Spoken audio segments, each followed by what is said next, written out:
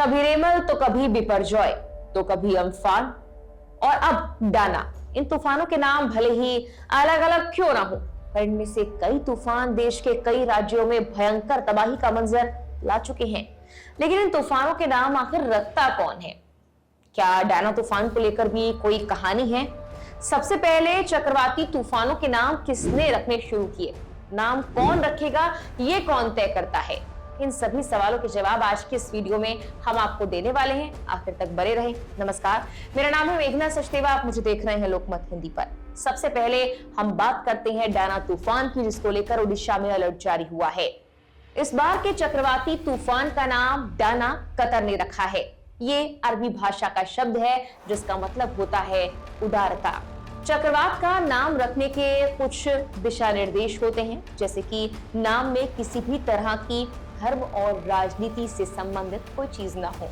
WMO यानी world meteorological organisation द्वारा निर्धारित जो गाइडलाइंस हैं, उसके अनुसार ही उत्तरी हिंद महासागर के चक्रवातों के नामकरण की प्रक्रिया में शामिल 13 देशों ने पहले में जो नाम जमा किए थे, उसके हिसाब से डाना चुना गया है।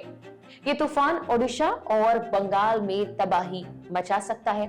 इसके चलते ओडिशा में खासकर स्कूल कॉलेज बंद कर दिए गए, सरकारी कर्मचारियों की छुट्टियां 26 अक्टूबर तक रद्द कर दी गई, 200 से ज्यादा ट्रेनें कैंसिल हैं। सरकार ने पहले ही पूरी तैयारी कर ली है इस तूफान से निपटने की।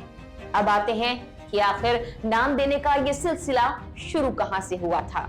देखिए, शुरुआत में तूफानों का आधिकारिक तौर पर कोई नाम नहीं रखा जा रहा था, बल्कि उनकी जगह घटना की तारीख या किसी विशेषता के आधार पर उसी के हिसाब से उनका नामकरण कर दिया जाता था। 19वीं सदी की बात है जब इसके आखिर में एक ऑस्ट्रेलियाई मौसम विज्ञानी क्लेमेंट ने ट्रॉपिकल तूफानों का नाम देना शुरू कर दिया। लेकिन उनका तरीका थोड़ा अलग था और मनमाना भी।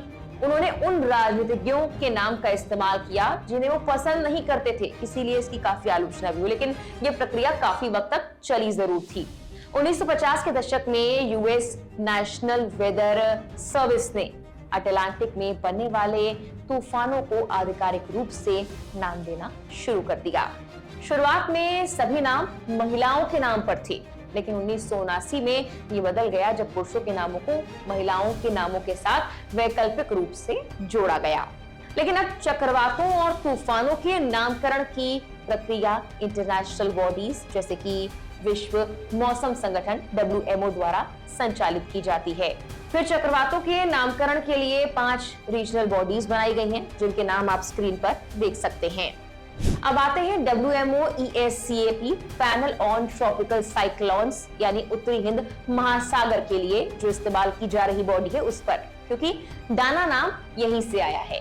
दरअसल उत्तरी हिंद महासागर, जिसमें बंगाल की खाड़ी और अरब सागर शामिल है, इसमें चक्रवातों का नामकरण एक पैटर्न के अनुसार होता है। WMO इस पैनल ऑन ट्रॉपिकल साइक्लोन्स के आधार पर ही नाम रखता है। इसमें 13 देश शामिल हैं।